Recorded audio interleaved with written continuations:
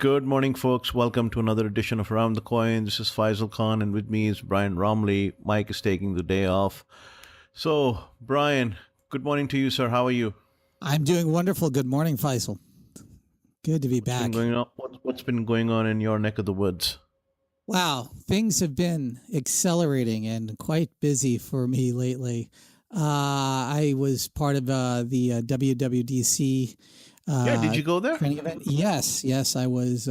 So for those who don't know, that's the Apple Worldwide Developer conference. Yeah, and it was phenomenal. Apple released a lot of things across a lot of areas, and of course, WWDC is primarily for developers. It's becoming a showcase for the general audience. There's a lot of media in attendance, and I can tell you that a lot of people missed the subtle things that were announced. Of course, the primary thing that was announced was Apple HomePod. I was calling it Homebase. I kind of knew the HomePod name was being used internally. I didn't want to violate any agreements that I've had off the record with people, so I called it Homebase. So basically what it is, it's a speaker like Echo, but it's much more than that. It's a platform for Siri. It'll actually wind up historically being seen as the entry point of Apple into the voice-first platform arena. We're only seeing the tip of the iceberg with Homebase. Obviously, Apple's more focusing on the music aspect. It is an incredibly rich, high-fidelity sound system. It automatically compare with the second system and create true stereophonic spread. And this is Apple's own internal technology. They haven't borrowed it from Bang & Olufsen or someone like that. This is very important, Faisal. Absolutely. Good point. Apple is working with AI that will automatically adjust the sound to the acoustic surroundings that HomePod is being placed. So one moment it might be in the living room or the kitchen, highly reflective surfaces. Other areas would be muted surfaces. Most people don't understand the differences that are necessary to make sound usable in those spaces.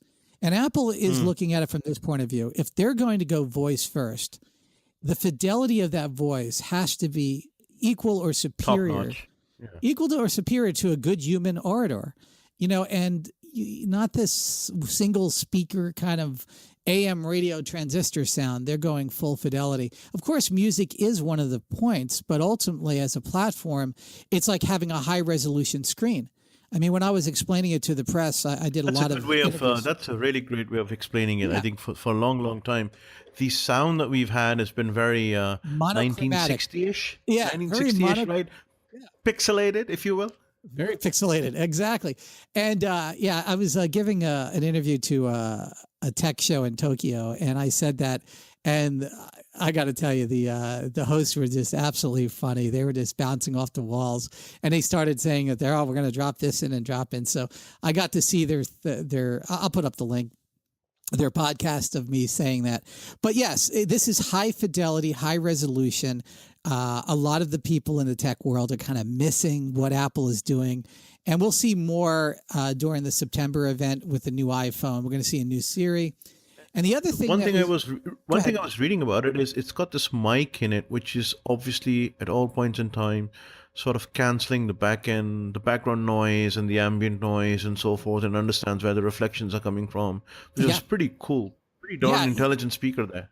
Yeah. And you had some analog audio background, right? You were studying that in electrical engineering, correct? Yeah. Back in the early days, caveman days. Yeah. But back in the early days, the ultimate thing was the electrostatic speaker by Martin Logan. Oh my God, you remember those? Yeah, but it still is the king. Right? There's nothing better. It's funny. That really transfixed me as a young guy. The other thing was using fire or flame as a speaker medium. Obviously not very practical, but amazing sound. It just envelops the room. I had a good friend who worked at Bell Laboratories who created a wall of sound out of fire, and quite unlike any experience I've ever had before. I'm surprised it never took off in Vegas. I could see it. So what else in the conference did you pick up that was worthy of airtime? The other thing that's really big is Apple Business Chat. Sounds as boring as it could be, but it is Business chat, you said? Apple Business Chat. Yep. I wrote a whole feature on the Multiplex magazine on So it. like a bot, a chat bot? Well, good insight there, Faisal. That's where it's heading. Right now, it is a way for Apple to deeply link communication into the OS. So anytime you're in Maps, anytime you're in Safari, anytime you're in, Siri or Spotlight, whatever you want to call it, you have the ability to see a chat icon if there's a business that is signed up for this service. And what it basically, and a sign up means you just enroll. That's it. There's no cost. And what that means is the individual can now contact you through a known medium deeply integrated into the OS. And obviously, it's a text chat system to begin with. Ultimately, on the arc of things, it will be a Siri interaction system. Siri, ask Goodyear Tires if they have this brand of tire, right? Or Siri, ask Bill's Taco if they can get me 10 tacos for a party tomorrow, or something of that nature. So these things that fall outside of our programmatic web page menu ordering systems, shopping cart ordering systems. My thesis on this is the future. We're going to have asymmetrical on-demand ordering systems that are not going to go to menus. They're not going to go to web pages. They're going to be either human-to-human interactions or human-to-bot or bot-to-bot interactions. And I hate using the word bot, but let's use that for shorthand. So the ultimate game plan is Apple is creating a directory of businesses in whole cloth. It's a bold attempt by Apple, which I believe they're going to be successful in. Now, Facebook already has the business directory, and some may argue that in some ways Google does, but none of them have it indigenous into the operating system. The indigenous aspect in the operating system makes it immensely powerful. That means that app developers, and this was the big WWDC aspect, app developers can see this deeply in their apps, into their web pages, and ultimately into Android platforms and PC platforms, and it can become a central connecting point. And once we have this central connecting point that is digital and a textual base, we now have a medium for exchanging AI-related messages. One of the nice features is scheduling. Already built into this system, Apple has a scheduling system where you can deeply link into the user's calendar, with permission, of course, and set up schedules for them. This can be chiropractors, doctors, dentists, salons, anything, especially if there's a series of things.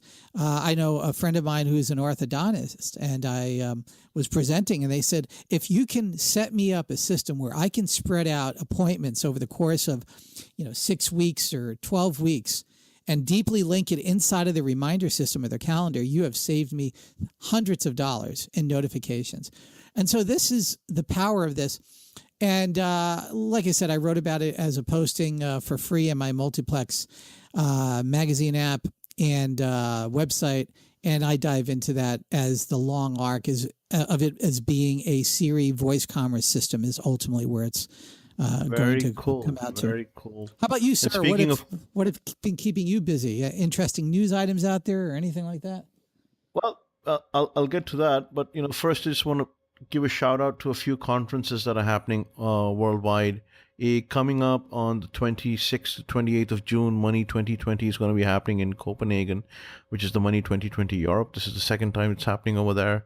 In 28th and 29th of August, the Global Payment Summit happens in Singapore. It's one of the top most hyped events over there. It's a pretty seasoned event, and it's got a very, very good crowd, a very seasoned crowd that attends it. A Pay Expo happening in London in 4th to 5th October, Cybos 16th to 19th of October in Toronto. The IMTC starts in Africa, which is the International Money Transfer Conference in Africa, Nairobi. That's in September 20 to 22nd. Money 2020 Las Vegas. Let's not forget that. That's happening later this fall. I will be appearing at Money 2020 Las Vegas. I invite everybody to come and see maybe a couple of chats. There's definitely one fireside chat that I will be appearing at. So yes, Money 2020 Vegas. There you go.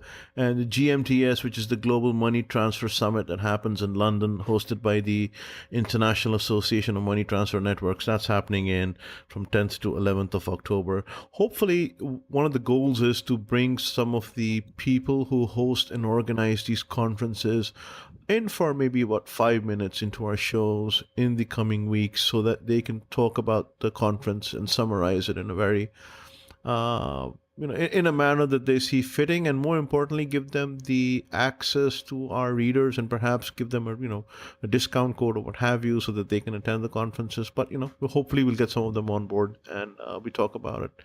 What's crazy is, as I am looking right now, and just pre-show, Brian and I were talking about the price of Bitcoin.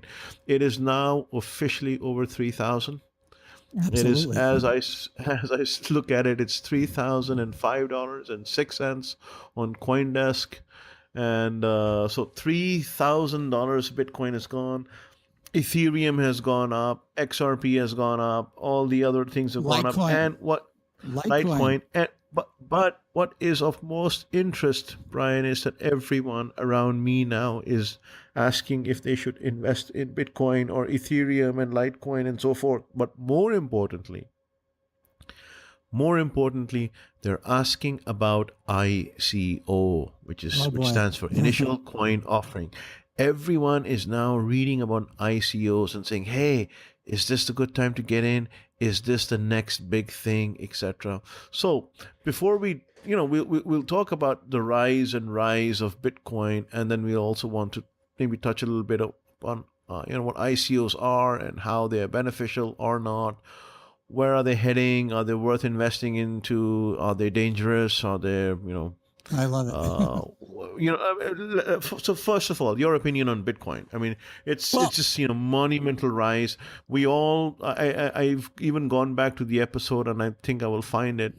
We predicted 3,000 by 2018. It is 2017 midsummer, and it's already hit 3,000 on this show. Can't always be accurate, Faisal. We try. Yeah, but early listeners, well, we helped. One of the naming functionalities of Around the Coin was around Bitcoin and the concepts of what that presents, not just for financial, but obviously everything.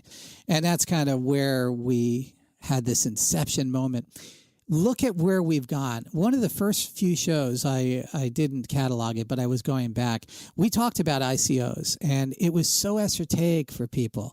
You and I and Mike would talk about, well, you would have these contracts that people would have, and and people would be interacting with me and saying, I heard that show, but my God, that is so far off. And I said, listen, it's already happening. What do you think all these alternative coins are?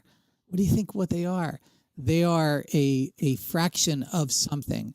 So we'll dump into that, but let's go back to Bitcoin. What a wild ride it has been. If listeners invested just a few $100s in Bitcoin when we first started broadcasting, they would be substantially richer. Here's what I say about that. Let's not bring that up, because it sort of is putting salt in the wounds, right? Exactly, right. I'm sorry. And but it is important enough to ask the question. And these are three questions that have been given to me before I started the show. Number one, is it still viable? Will Bitcoin be as important as is today 10 years from now, or will it be the next Internet Explorer and die? So that was one question. The second question that came in... Let's do one question at a time so we don't go crazy. So let's answer that. Will it still be relevant later on? All right, so here's the fun part. Or is it just a fad? Here's the fun part about it. That will be a question they will be asking 10 to 20 years from now and 50 years from now. Back when we did our first shows, I had a group of rocket scientists, literally, physicists, mathematicians. Some work at the Jet Propulsion Laboratory down here in Southern California. People I've been connected with for decades.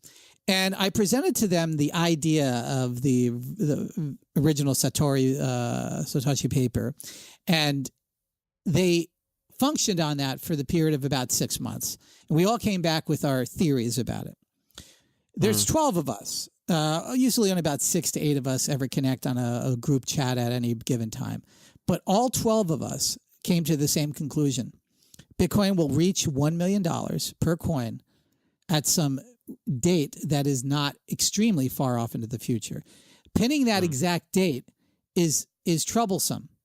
But reaching the conclusion that each coin would be worth minimum of $1 million within the expected lifespan of people listening to our show, the likelihood of that is nearly 100%. So if somebody were to say if this is just a fad, a passing fancy, No, I think the right word my friend used, it has reached critical mass. Exactly. I think that's probably the best way to look at it. I mean, it is the reaction has started. You cannot, put it out. Exactly. And when you look at, I explore the blockchain all the time, and I look at the size of the transactions, and I will put in the show notes an app that you can get on Android or iOS, which shows you in real time, almost like trades, the blocks that are coming across. The blocks in the early days were $10, $100. It'd be hard pressed to see $1,000.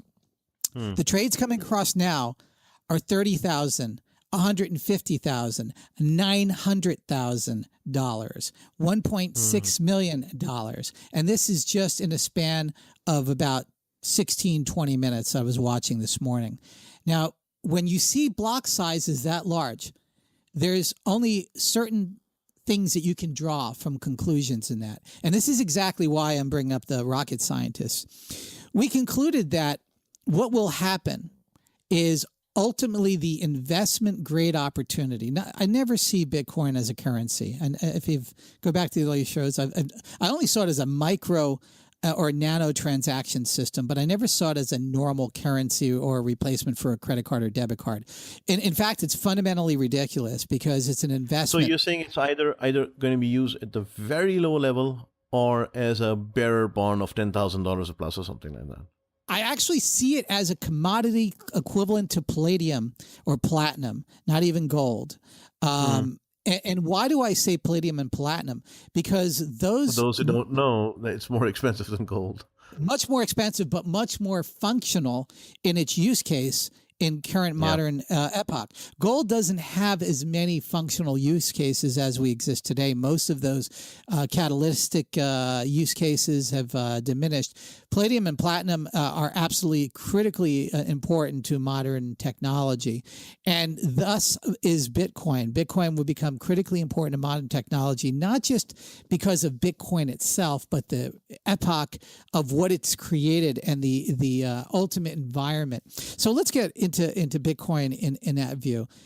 Bitcoin, what we established back in these early days, would become a way to not only retain wealth, but to transfer wealth initially, but also as a way to hedge stock market, to hedge other types of scenarios that create uncertainties, especially in uncertain political times. Now, you got to remember how many years ago was that? 4 or 5 years ago, we were predicting very uncertain political times, and we exactly did enter in very uncertain political times. We are predicting even more uncertain political times in the next 5 years and even more likelihood for Bitcoin. So who were the first people beyond us nerds to get into Bitcoin? Well, the first people that ever get into any financial unit, those are people involved in money, financial traders. The traders had their way with Bitcoin for the first, let's say the last 2.5 years. They were sort of playing in the sandbox. But when hedge funds and sovereign wealth funds started investing, and it was not much, right? But it was not much by today's standards. Yeah, $5 million and $4 million and $20 million, and suddenly you've got the market cornered in many ways. Exactly. And so what we're seeing in the rise of Bitcoin, anybody telling you that they don't understand the rise of Bitcoin right now is not watching. Do you remember it's not too far ago, Brian, when the U.S. Marshals auctioned off and people bought 30,000 Bitcoins at 15,000 Bitcoins. It's like $700 each. And we were thinking, oh my God, what a loss. These people are crazy. Can you imagine what's going through that person's mind today? While I'm speaking to you, as we speak, it's $3,004 a Bitcoin. You know. Yeah, yeah, and you know, a lot of the Bitcoin deniers have erased their postings. I got to be honest about it. I know some of these folks; they're high-profile individuals in technology and publishing, and they, you know, the whole tulip mania stuff. I mean, there were thousands of people buying into this BS, and you know what's terrible. Listen, first off, I want to I should say this in the very beginning. Whatever you do in any investment, have the logic to understand that everything you invest, whether it's in a currency or you know, a bond, a savings account, you could lose, and the risks versus the 100% of it. 100% That's right. of it. You could lose 100% of your cash. It could burn up. So get that notion in your head that there is risk in everything, including Bitcoin. Don't ever get it wrong. Bitcoin will drop. And it will go up, and it will drop again. And if it drops catastrophically like it did a few weeks ago when everybody said, oh, my God, it went over to 3,000, it dropped to 2,400. That is what ex post facto people call a buying opportunity. The thing is, pre-facto, they don't see it as a buying opportunity. They see it as fear. And people rush to sell because they don't understand that there is risk in everything they do. If you're going to put money in this, and you're going to do it out of desperation, I'm going to put 10,000 in Bitcoin, I need 100,000, then fine. Remember that you did it out of desperation. But, you know, in hindsight, it's very easy to say what we are saying, but, you know, either you play the game or you don't. You know, of course. There's no waiting for the right moment. There is no right moment. It's always exactly. a moment. So if we are conservative, and again, the Bitcoin 1 million is conservative. We just picked a number that is, you know, very therapeutic, very extrovert, but also very real. The idea that Bitcoin could go for a lot less is sort of ridiculous in the fact that once the pump is primed, once the values continue to reach, and once the market breadth and reach of this particular commodity goes so far, it is going to get exceedingly difficult for anybody to manipulate the market. And that includes miners. I mean, I come at this from a miner. I mean, most of my Bitcoin investment is mining, you know, and I've been doing it for a very long time. What you think about this from a miner's perspective really educates me on why I say a lot of these things. First, I understand that without the miner, whoever it might be, whether it's your grandma on a little computer running an exceedingly small mining operation, which she should be. I mean, it's a whole idea that it's this premise. This is a shocking premise to me, Faisal. Oh my God, that miner is so small, it will never produce anything. Now, I want to tell you when I heard that. I heard that 5 years ago, and that miner was incredibly small. And at the time, it produced what was worth only about $70 worth of Bitcoin. Do you know what that miner is? If it never did anything else, what that result of that mining operation is today? $297,000. So when people tell you that the mining game is over, you can't make any money, you have to understand. But when it comes to that, right? Because there are also now pre-mined coins, and you know, how does that play out? But you know, Brian, we have to move on. So Ethereum. I mean, let's look at Ethereum. So something that was worth a few pennies. Dollars this year. I mean, in 2016 it was just a few dollars. Yeah. Today it's $337 as we speak right now, and it has just catapulted from $50 a couple of months ago, a couple of weeks ago, boom, to $337. And because of that, XRP has gone up. XRP, which used to be less than 10 cents, is now sitting at almost 30 cents. It was 26 cents right now, but it even went as high as 30 cents. So why is all this happening now? What has happened now that has made all this possible? I can tell you exactly what it is, and it's very clear, and ex post facto, people will get it.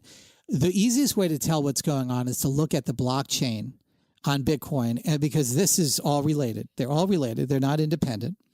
When you look at the blockchain of Bitcoin, and you could do it in Ethereum and Litecoin, any large coin, you can see the transaction sizes. When you start seeing 100,000 $500,000 transaction sizes. There's only certain organizations that can do that. Those organizations are hedge funds, institutional investors, and this is the important one, sovereign wealth funds. And I'm sure, Faisal, you're very familiar with sovereign wealth funds. You've dealt with them over the years. This I haven't dealt with them, but I mean, they are huge by any measure, you know? Yes, and they're larger than anybody could possibly realize. If you saw, and I don't know this, but I'm really clear here because I don't want any interviews from anybody saying, what do you know, Brian? I do not know any sovereign wealth fund personally. I don't deal with them personally. But I do know what I do know when I see duck footprints, and I do know when I hear a sound of a duck. And I know if I can see a waddle of a duck that I'm probably examining a duck afar. The footprint, listen, when you see 555... Looks like shit, smells like shit. Yeah. When you see $555,000 go in 1 minute, then you see $556,000, then $557,000. I mean, that's somebody who has a lot of money that's not theirs, who's having a little bit of fun while investing in Bitcoin. Those are very large transactions by almost any measure. I mean, yeah, not to the stock market, but then again, yes, to the stock market in a sense.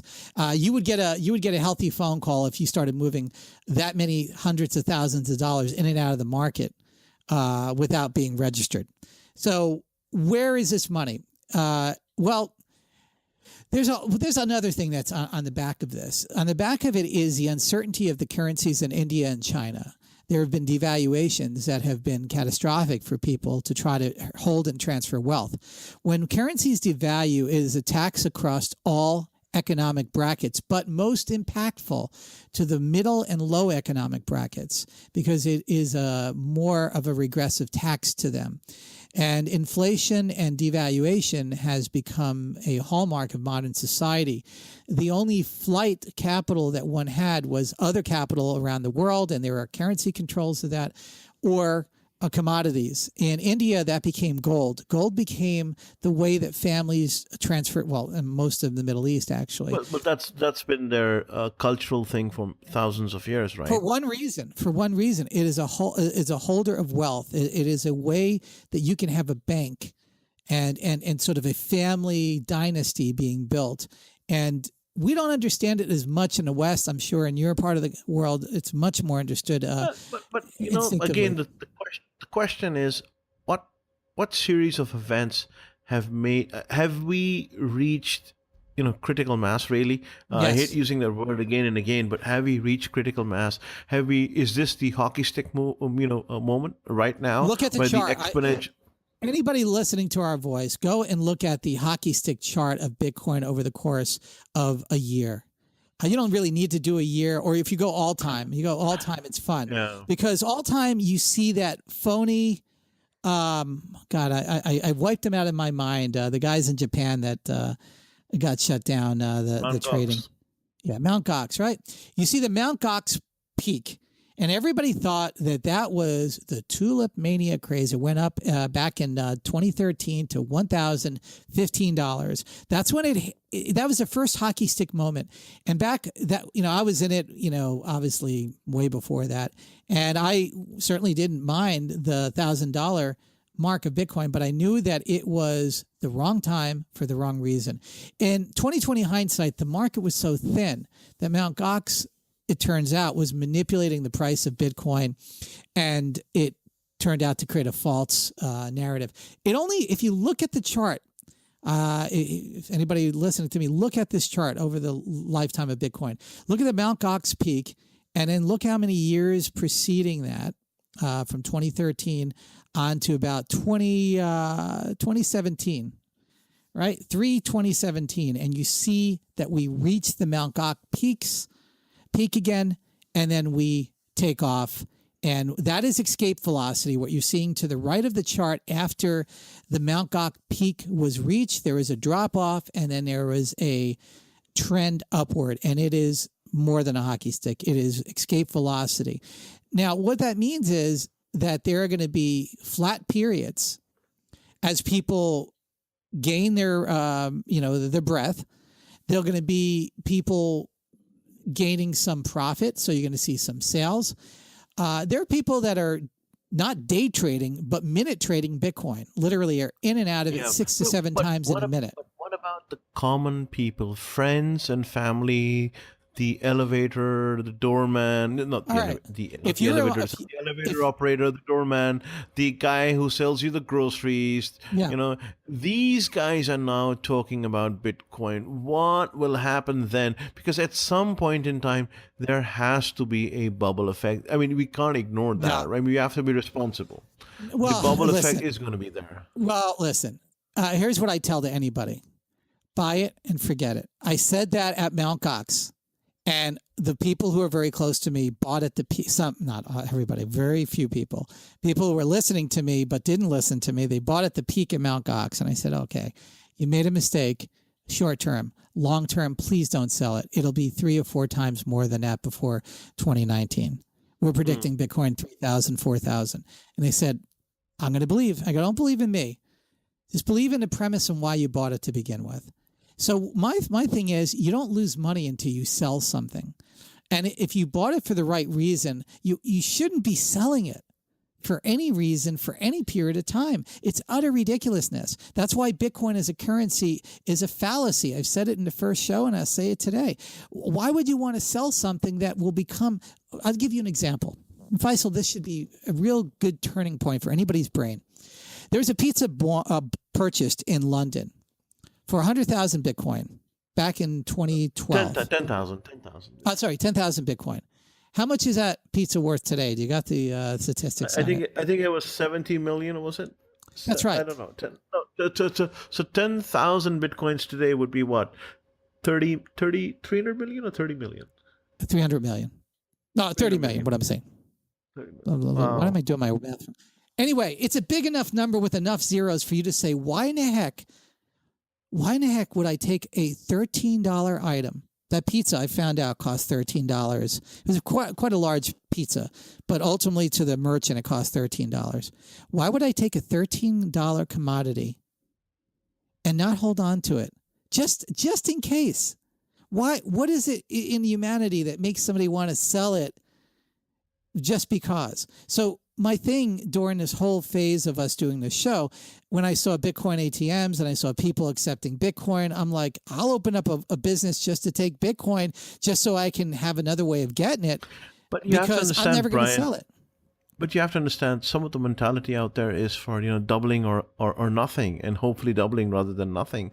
So they will take $10,000, hopefully put it in and just say, okay, is it going up? Are we there yet? Are we there yet? Are we there yet? And, they want to turn the 10 to 20 and then cash out ASAP. Well, if that's somebody's mentality, me, I have patience. I have patience for decades. I don't care. The point of it is, every time, it's like looking at Warren Buffett, right?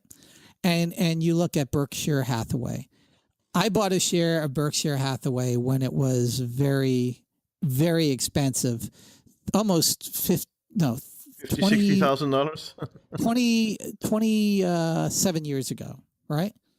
It was considered outrageously priced. I never touched it. One share. And it was the most expensive stock I ever bought. And I knew at the time. I still think it is also. There are A and Bs of it and stuff. Yeah, I know. But the A's are like, what, 200,000 plus or something like that?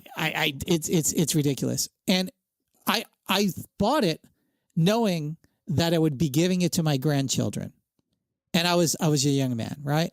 And I said, I'm not buying this for me. I was very fortunate. I cashed out one of my first tech companies. I said, this is a gift for my future. This is what I say is for Bitcoin, but probably not.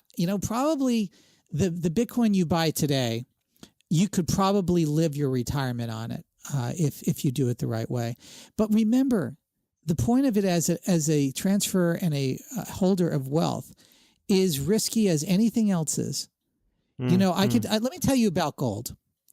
Within not low Earth orbit, geostationary orbit, and the L5 and L4 sections of the gravitational cancellation fields between the moon and Earth.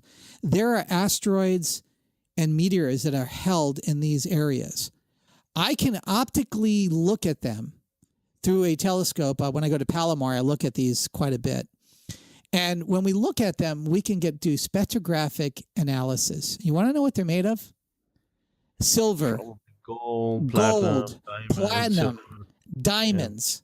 Yeah. Okay. Well, carbon offsets, right? So I mean, it's there. Yes, we get it. I can take that with technology from Elon Musk today, move it into low Earth orbit, and whatever we called precious metal. Screw the market for Johnson and Mathis for silver. Yeah, I mean, the bottom line is that will become no longer a storehouse of wealth. This will happen in our lifetime. I'm telling you, in our lifetime, very slowly, but it will be very methodically, the bullion value of some of these metals will fall through the floor because we'll find abundance not only there, but on the moon and other places. But it is so easy to mine an asteroid. It is ridiculously easy to do it. And I'm not talking about like getting an iceberg and towing it in. You could do that. I'm saying you scoop up, a couple of tons of this stuff, process it in orbit using solar radiation furnaces, and you have more gold than ever has been found in the entire world in just a couple of scoops out of an asteroid. So, and palladium, platinum, all of the rare, lithiums, all of it is up there. So this whole idea of scarcity is going to change and of course there's scarcity in energy. In our lifetime, energy is no longer going to be a scarce commodity. So we're going to be living through an epoch where robotics are not going to make a scarcity of work. Asteroids and moon and Mars ultimately, but definitely asteroids are not going to have a scarcity in precious metals. And then we're going to have this energy. How Philip K. Dick that sounds like. It does, but it's going to happen in our lifetime, and we're going to be dealing with it. These are going to be the generations and the epoch that's going to deal with it. And ideas of like Bitcoin are going to start exploding when this happens. Imagine what happens the fact that we are talking about it, and I mean we as in the general populace, is a start of a tsunami wave that is still underwater, Yeah. I feel, but it's picking up pace and picking up speed. So I think that monetary tsunami of distributed ledger technology is coming. Look at it this way. And you know this with Near East culture. What happens when you think of the millions of people in India, Pakistan, Middle East, China that are holding gold as their family's wealth, and they realize? I know what the question is going to be, and I don't even want to speculate. Yeah, but now let's say a few very astute individuals realize that bullion value is going to plummet. Where would they move their money? Where would you go? Crypto. The flight. Immediately, that's right. Crypto. So and I don't know if you know this. There's this renegade cowboy congressman rather, I should say, who's now thinking of putting up a U.S. immigration law that would say, okay, how much bitcoins are you bringing? How much cryptocurrency are you bringing? And so forth. I mean, he really doesn't know how it works, but I will give him credit. I mean, I made a lot of fun of this person, but I will give him credit that now we are entering an epoch where we are thinking about how you have to now at the border not just identify yourself, but also, give up your social media, your blah, blah, blah, and everything else. But now also have to say, do you have any digital wealth in cryptocurrency that you could possibly move across the border? Possibly is the key word here. Well, the reality is, and I feel, the reality is governmental systems of finance will radically change. And I'm not anybody who's listening to this show knows that I am not into this whole crypto anarchic kind of idea. No. I mean, that's fine. Yeah. So, but on the other side of it, from a practical standpoint, the way we formalize governments and financial institutions and finance in general is radically going to change once astute individuals are holding a great deal of their wealth in these virtual systems. And that can lead us into the next layer of Bitcoin. And we talked about it and that is an altcoin. And the altcoin gestated into something called an initial coin offering, but it starts getting conflated where we are right now with Ethereum and Ethereum contracts and these derivatives. And that's what Faisal brought up at the beginning, the ICO. And Faisal, you've been studying ICOs. Do you want to give an entry on it, or do you want me to go into it? You know, I have read over the course of, I think, 2 weeks, hundreds of papers, literally hundreds of papers. I've watched quite a few videos, etc. The one thing I learned was something, a side point that I want to make is someone said, what's the difference between Bitcoin and Ethereum? He says, well, think of it this way. The blockchain on which the Bitcoin is made is, let's say, BASIC, the language BASIC, you remember? Yeah. And the blockchain on which the Ethereum blockchain is, let's say, Python. What can you do with BASIC? What can you do with Python? Yeah, right? I mean, you can understand. And then everyone says, what's ICO? Well, forget the monetary aspect, but think of it as building the other variants, Java, Perl, COBOL, other variants of the blockchain that are able to do things better, but at the same time as well, do fundraising. Do fundraising without the need to do an IPO, without the need to. It is just like crowdfunding was a huge thing. You know, it was a huge thing where you had an idea. It still is, absolutely. And you could take something and have people contribute towards it. ICO, initial coin offering, same thing. Where you issue tokens, where you issue money or game credits or whatever, it may be. And you're able to bypass the entire regulatory statutory framework. I love it. It does have its minuses, but well, let's talk about the pluses first, right? Yes, and I love that explanation because it's very simple. And I want to even go even more to the ground on this. I don't care about the technology in this show right now. We're not going to talk about it. It's irrelevant. Yeah. And that's where people get confused. Here's what I want to say about ICOs. ICOs historically will be seen as the most important transition and capital formation history has ever seen.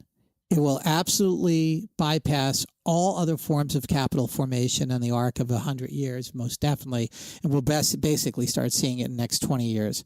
But we're seeing it right now for those early into it. Capital formation... It's almost like, I don't know, for lack of a better word, I mean, we understood there was a thing known as the stock market, derivatives market came in, a commodities market came in, a bond market came in, a hedge fund market came in, etc. So this is a totally new instrument as well as a market combined in one. That is the difference. It is an instrument and a market. Markets were built on, all markets are built on special knowledge, not insider knowledge. I'm talking about special knowledge. A lot of times it's insider knowledge and nobody gets caught. And the idea is one man's or one woman's junk is another person's find, right? And it's the greater fool concept, or I have a different goal. Like you said, some people just want to double their profits and get out. Other people's are in for the long run. Well, one of the things was that, there is no... the crypto markets are very liquid, right? I mean, we know that. So you could take your Zcash and turn it to a Dash and turn it to Ethereum, turn it to Bitcoin and cash out and so forth. But same thing over here. No more waiting for an IPO, right? Or you don't have these exit rules, or how you can recoup your funds. There's no rule at all. There's no rule at all. Exactly. So you get those coins, you can sell them, you can get out, you can trade, you can do whatever the hell you want, and there are speculators waiting at the gates, if you will. And the game can be played in a very cool way. Sure, that some may attribute this to digital gambling, but then what isn't the stock market gambling, right? Everything is a gamble, and let me cover the waterfront on this. Right, so you have venture capitals and angel investors at the bottom end, and at the other end you have individual investors, and in between all that are institutionalized investors.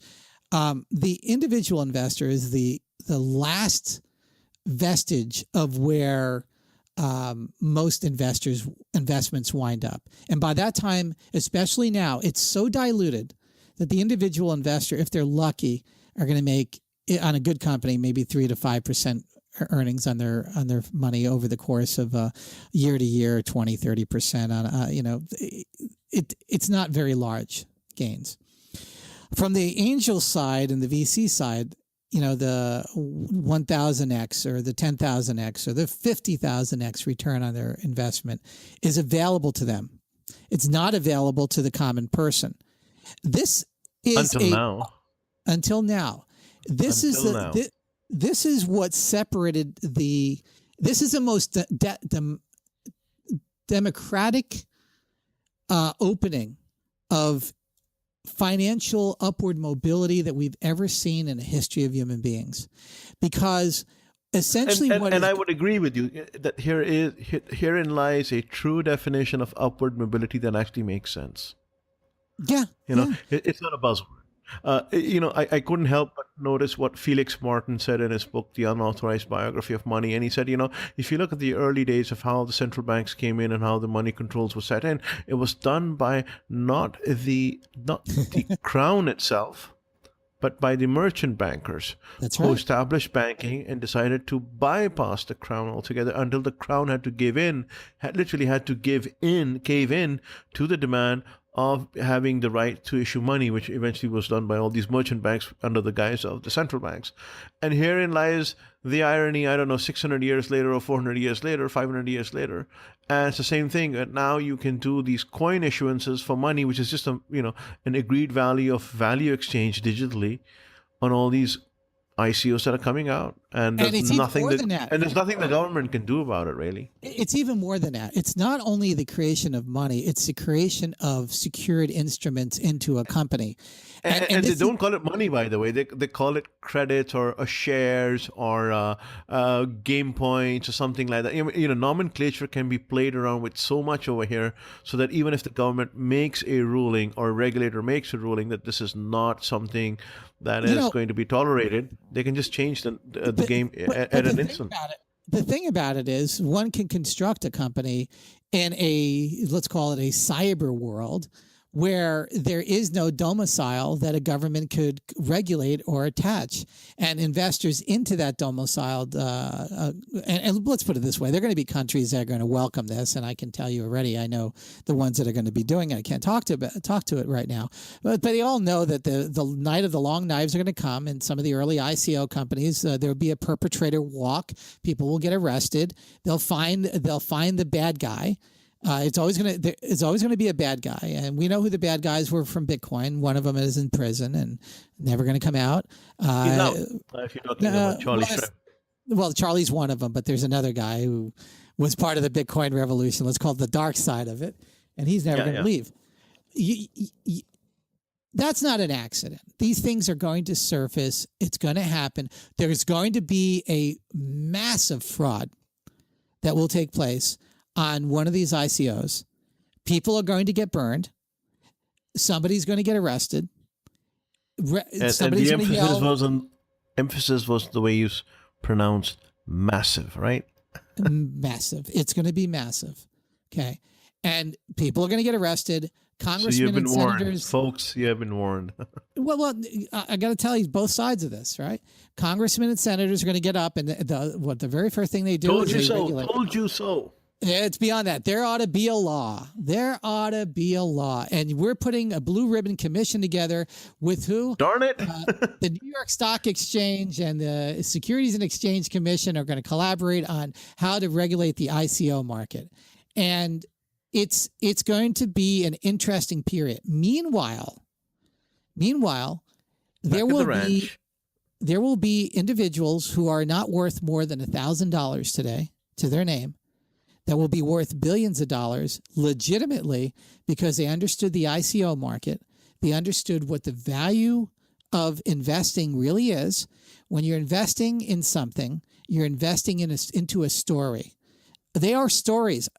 Everything's a story. A fundamental is a story. When people fantasize with their glasses and their green lights and their calculators that they're reading into the fundamentals of a business, they're buying into a story and they are betting like nobody else, just like at a casino. They're adjusting their odds to a bet. So everything is a bet. There are no facts in investing, but there will be some folks that look at these ICOs, and there are thousands of them. The ICO, let me tell you how it works from a practical standpoint. The ICO is a white paper initially, and a white paper sounds just as boring as it sounds. It is a white paper. It is a presentation of what the mission is for this particular ICO. Now, it doesn't even need to be a coin. We're really talking about a new virtual contract that is built on some form of the blockchain. And it's completely up to the individuals putting it together or individual on what it's going to do and how it's going to do it. And the return on your investment is not guaranteed. It is just, maybe you're buying, for example, Monaco card, which I happen to, I'm not going to recommend anybody buy any ICO. I happen to like Monaco card. It is an ICO that is allowing you to not only get a card, which allows you to spend Bitcoin around the world or Ethereum or Litecoin in a Visa format, but as an investor, you're also getting part of the money, the currency conversions that the card will be making, the differential between currency conversions. And you can project that could be worth hundreds and thousands of dollars. You become a partner in the flow of that particular investment. Now, that's one variation. There is a spectrum of variations. That's why the white paper. So there will be important. bad actors, right? I mean, that's there given. are bad actors. There are bad actors already, and I can tell you right now. Will we self-police ourselves? No, of course not. What will happen is governments will find the bad actors.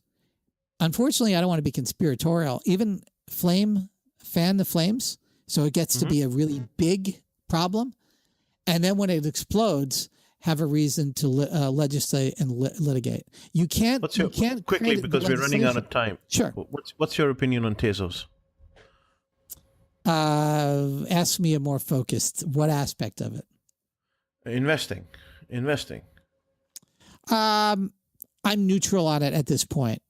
Why do you ask? Did I lose you? Well, I mean, it's all the rage these days, right? Everyone's asking about Tezos. It's an ICO that's about to happen. It was supposed to happen this month, but I think they've delayed it. Here's what I tell people.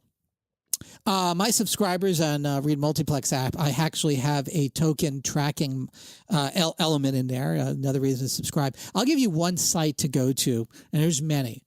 I like Token Market. It's not the only one I recommend. Tokenmarket.net. Everyone uses that pretty much, right? Token Market. Yeah, but Faisal, not everybody that's hearing our voice. Okay, so the website is tokenmarket.net. It's on a .com site. It's a .net site, and .net. Really, it's like TechCrunch, where you have information on all the companies, etc. It's like Crunchbase. Yeah. I recommend this as a beginning point on your ICO journey. But let's say this. We've made a lot of predictions on this show. ICOs are going to have an impact, I believe, just as profoundly as Bitcoin in and of itself, for different reasons and for similar reasons. These things are all attached together, but they're separate. And they're not even of the same tree. They're in the same forest. And that's where this is getting confusing to a lot of people, is that we all try to see it as one big tree, like let's call it blockchain. And I think that's the wrong analogy. We need to understand that we've entered into a wild forest, a tropical rainforest, and we're looking at new exotic plants that we don't understand. Plants that eat flies, plants that poison snakes, all sorts of things that are out there that we didn't understand. Seeds that are poisonous one day and extremely nutritious and delicious 3 days later. There's a lot of that's going to be going on. And I don't use that last analogy by accident. There are going to be some ICOs that are extremely terrible when they first come out. You don't invest in them. and wait until they go through their initial coin offering. Wait until everybody sells and then you buy. Yeah, I agree, and I'm going to invite Kathleen Brightman, who's one of the members of this Tezos. She's a friend, she's a colleague. I'm going to hopefully see if we can get her for a few minutes next time around. Great interview. Yeah. And get her to explain to us, and by us we'll be the gatekeepers of our listeners and the common crowd.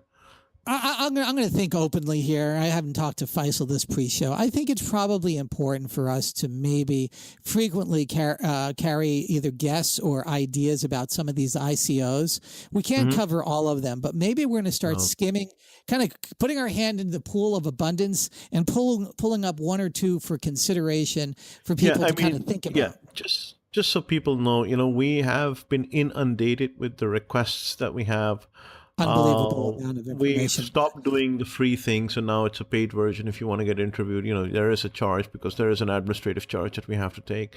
But there is a lot of requests that we get from people, and from folks that want to either explain their point of view, or we may have talked about their company or themselves, etc.